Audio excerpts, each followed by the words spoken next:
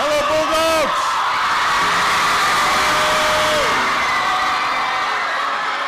Good to see you guys. How's everybody doing? Oh, y'all look good. You look good. Hey. How's everybody? Well, it is so nice to see you guys. Everybody have a seat, though. Have a seat.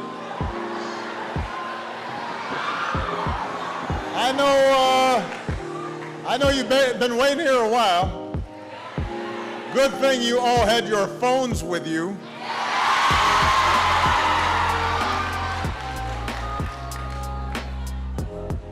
As the father of 2 teenage daughters, I know the whole time you were just like, and then he said, girl, I couldn't believe it.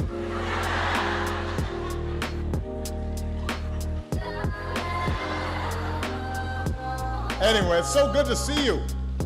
Thank you. A couple of people I want to acknowledge. First of all, I want to thank our Secretary of Education, who has done outstanding work. John King is in the house.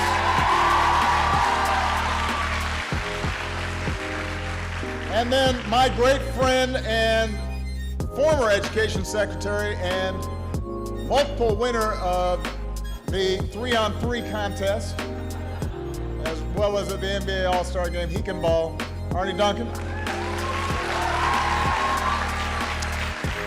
We've got your mayor, Muriel Bowser, is here. Give her a big round of applause. Your representative, Eleanor Holmes Norton. And we are so grateful not only for their service to the country, but the amazing work they're doing with their philanthropic work and America's Promise, Colin and Alma Powell.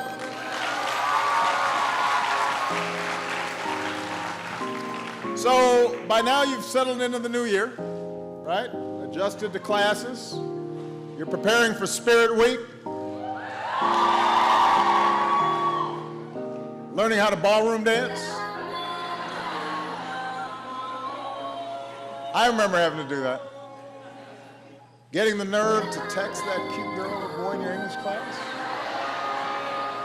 I don't remember that. We did not have texts. We had to send little notes.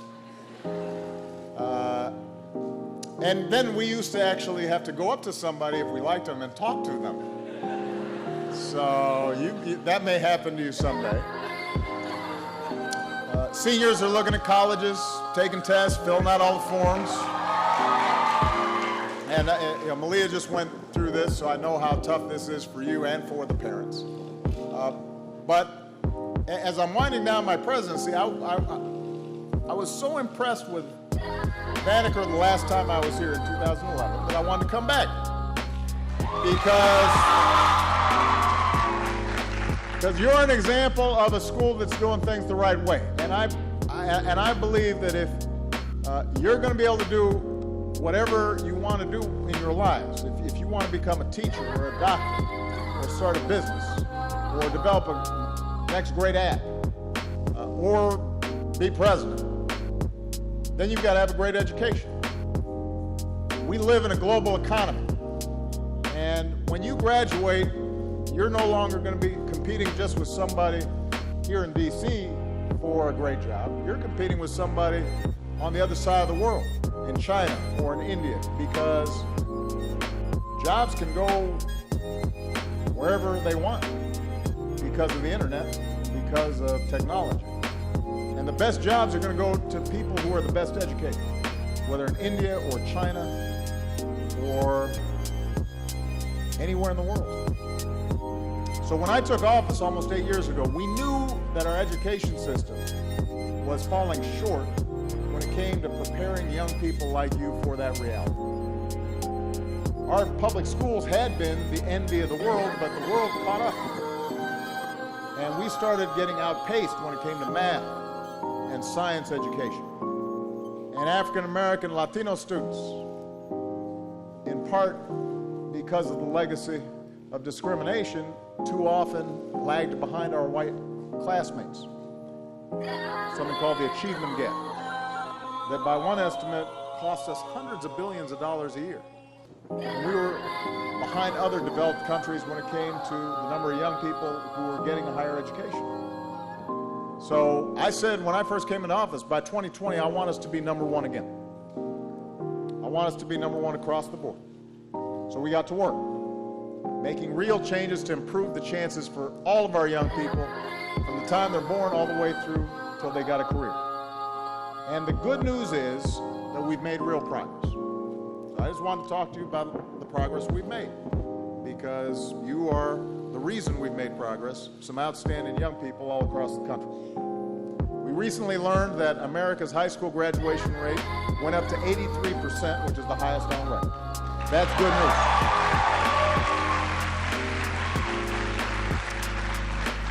More African American and Latino students are graduating than ever before. Right here in D.C., in just 5 years, the graduation rate in the District of Columbia public schools went from just 53% to 69%. So D.C.'s graduation rates grew faster than any other place in the country this past year. We're just trying to be really proud of it. Now, of course, here at Banneker, you graduate 100% of your senior class.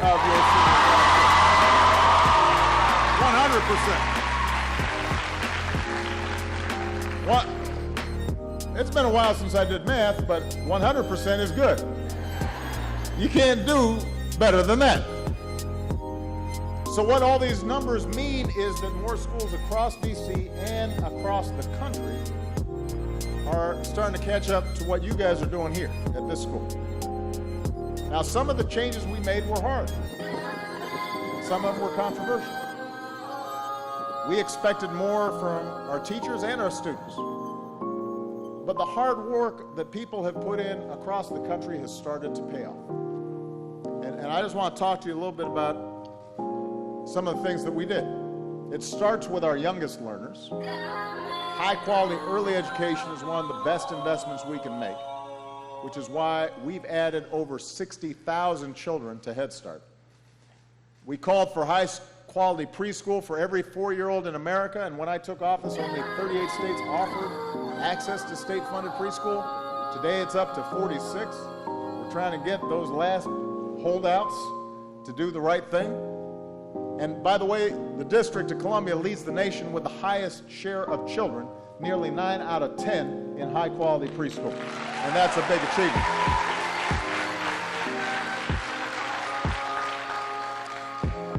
We launched then a competition called Race to the Top, which inspired states to set higher, better standards so that we could out-teach and out-compete other nations and make sure that we've got high expectations for our students. DC was one of the winners of this competition. It upgraded standards, upgraded curriculum, worked to help teachers build their skills, and that in part is why DC's done so well. We realize that in today's world, when you all have a computer in your pocket and those phones, then you need to learn not just how to use a phone, you need to learn computer science. So we're working with private and philanthropic partners to bring high schools into the 21st century and give you a more personalized and real-world experience. We're bringing in high-speed internet into schools and libraries, reaching 20 million more students and helping teachers with digital learning. And coding isn't, by the way, just for boys in Silicon Valley, so we're investing more in getting girls and young women and young people of color and low-income students into science and engineering and technology and math.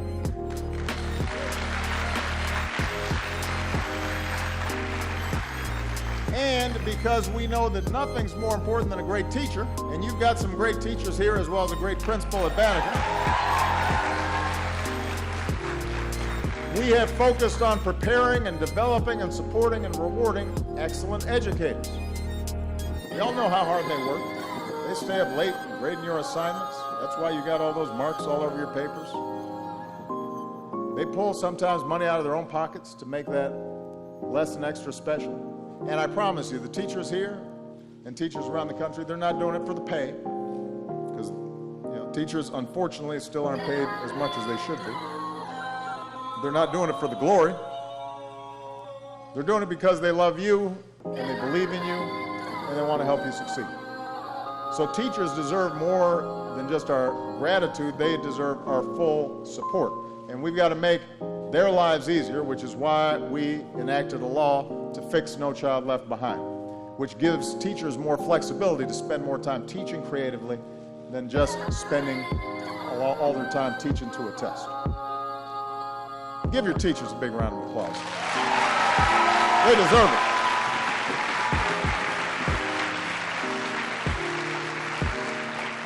So we've made real progress, but here's the thing, and I think all of you know this because you go to this great school. A high school education these days is not enough. By 2020, 2 out of 3 job openings require some form of higher education. Now that doesn't always mean a 4-year college degree, but it does mean whether it's a 4-year university or a community college or some sort of training program, you've got to get a little bit more than just what you're getting in high school. It used to be that a high school job might be enough because you could go into a factory or even go into an office and just do some repetitive work, and if you were willing to work hard, you could make a decent living. But the problem is repetitive work now is done by machines, and that's just going to be more and more true. So in order for you to succeed in the marketplace, you've got to be able to think creatively. You've got to be able to work with a team. You've got to be able to work with a machine and figure out how to make it tailored for the specific requirements of your business and your job. All those things require some more sophisticated thinking than just sitting there and just doing the same thing over and over again. And that's why you've got to have more than just a high school education. And if you doubt that, I just want to give you some statistics. Compared to a high school diploma, just getting a degree from a 2-year school, going to a community college and getting an associate's degree, could earn you more than $300,000 over the course of your lifetime. And a 4-year degree earns you $1 million more than if you just had a high school degree. Think about that. I mean, $1 million, that's real money. So one of the things that we're trying to do is to make it easier for you to access free money for college, to figure out how you can pay for your college without having a mountain of debt. And the key thing, as you know here at Banneker, but I want all the students around the country to do this, and Michelle and I and others have been really emphasizing this, is to fill out your FAFSA, the free application for federal student aid. How many seniors here have already filled out their FAFSA forms? All right.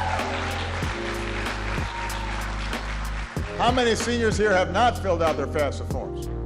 Fess up now. You sure? I just want to make sure now. And juniors, you can start, getting ready now. Because what the FAFSA does is it puts you in the running for scholarships, grants, loans, work-study jobs, all to help you pay for college. And we've made it simpler than ever. And it's available right now at FAFSA.gov, FAFSA.gov. And since this is one of the most important investments of your life, next year's FAFSA is also going to direct you to something we created called our college scorecard. Now, here's what this is. It gives you comprehensive information on every college in America. Now, some of you who have started applying for colleges, you know about these college rankings, right? It's like, oh, this is the best school. And some of that information is useful, some of it not so much.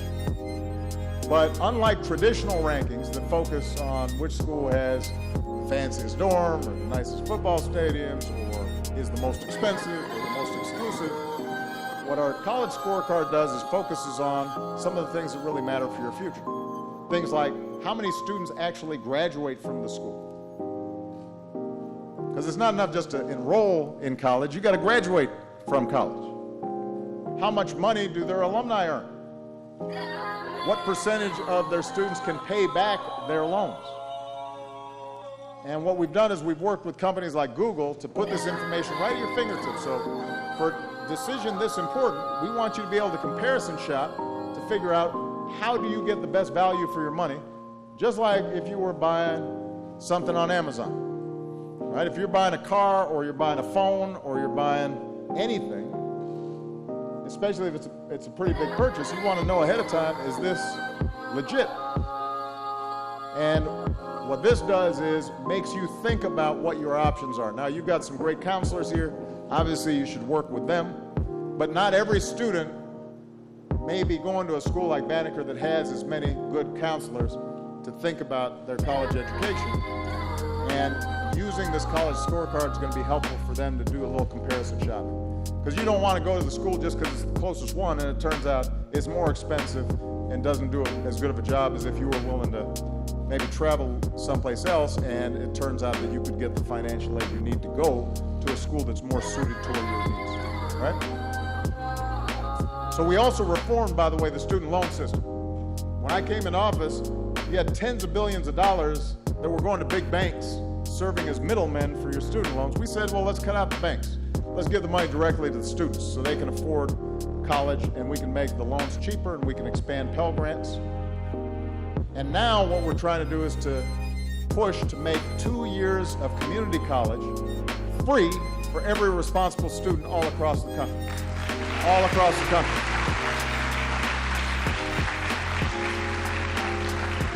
And we're starting to work with colleges around and universities around the country to bring down the cost of college so that at the end of 4 years of college, you're not saddled with a whole bunch of debt. Because nobody should be priced out of a higher education. So, bottom line is higher graduation rates, higher college attendance rates, more money for Pell Grants, and work to make sure that the interest rate on student loans haven't gone up, working to expand early childhood education and preschool, continuing to watch and work with states as they try to implement reforms to make K through 12 better, holding colleges more accountable for giving information so that students can make good decisions. We've made a lot of progress. We have made a lot of progress in terms of making sure that young people across the country get the kind of great education that you're getting here at Banneker. And I'm really proud of what we've accomplished. I'm proud of what the District of Columbia has accomplished. But I just want to be honest with you, we've still got more work to do. So as I go, I'm giving you kind of a final report card transcript on what more we got to get done. There are still too many states that are cutting back on public education. And part of the reason tuition's going up is because states aren't putting as much money into state education, universities, community colleges as they used to. That's why if you're 18, by the way, you got to vote to make sure that the folks who represent you actually are delivering. We've still got too many states that have not really worked in a serious way to raise standards and improve performance.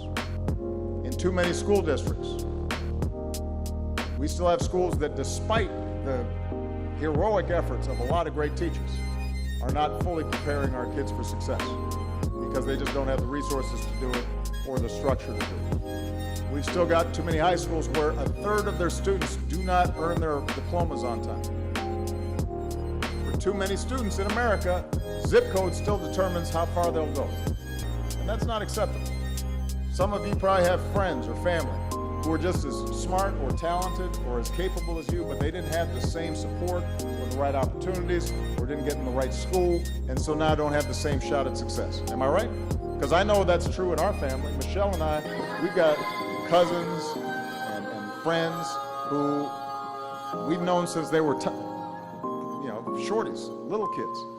And we know how smart they are because they were just as smart as we were. But just the luck of the draw was they didn't get the same chance. as we did, and that's not right. So that's why I started something called my Brother's Keepers Initiative, because what we want to do is help more young people, especially kids of color, get mentorships and the resources and the guidance they need to succeed. And I'm going to stay involved with that even after I'm done being president. Because we all have a part to play in making sure every single child has every single opportunity to achieve his or her dreams. That's what Banneker is all about. That's what you can see in somebody like Ifunanya. I mean, that's an incredible young lady who's going to succeed because she has an incredible school in addition to an incredible family. And so we're so proud of her. There's another person I want to just call out, Amari McDuffie. Where's Amari? Where's Amari? There she is, right there, right in front. So, hey Amari, I'm going to talk about you for a second. So Amari was born with a heart and a lung condition. And sometimes she had to miss a lot of school because of her illness. And you know, Banneker's a pretty rigorous school, so she was worried about staying on top of her work. But everybody in this family rallied around her and made sure she was keeping up. Her history teacher, Mr. Goldfarb. Where's Mr. Goldfarb? Where's Mr. Goldfarb? Is he here, or did he cut assembly? So Mr. Goldfarb came to visit her when Amari was in the hospital for weeks. Brought a card from the whole class. And so Amari, you know, she was talking about the support everybody here gave her, and she said, I believed in myself because my teachers believed in me. And that's the kind of community that we want in every school, where you're looking out for each other and you're taking care of one another. And so now Amari plans to be a doctor so she can help kids who had illnesses like hers. And that's what's possible. That's what's possible when we're all committed to each other's success. When we understand that no matter what you look like, where you come from, what faith you are, whether you're a boy or a girl, that you should have great opportunities to succeed. And that requires you to put effort into it. Michelle and I talk a lot because we travel around the world, and sometimes we forget that there are places around the world where people have so little, but their kids are so hungry for an education. And they don't even have an actual roof over their head in some of their schools. So even if you're really poor in this country, you can succeed if you want to invest in the teachers and the community, and everybody raises standards and believes in each other. And that's what we want all of America to believe in every kid, because there's magic in each and every one of them. And we just have to help you unleash it and nurture it and realize it. And by the way, it's because of young people like you that I leave the presidency never more optimistic than I am right now. Because I've met so many young people around the country whose energy and excitement and how you treat each other with respect, that gives me a lot of confidence, a lot of faith for our country. So I know you guys are going to keep on working hard. You're going to keep making our communities proud. If us adults do our part and we stay focused on making sure every school is as great as this one, and that every young person has those same opportunities, and everybody has a teacher like Mr. Goldfarb looking out for them, I've got no doubt that we're going to continue to build a country where everybody has the chance to make of their lives what they will. And that's what America is all about. All right? Proud of you, Bulldogs. Thank you. God bless you. God bless the United States of America. Fill out those FAFSA forms. Thank you.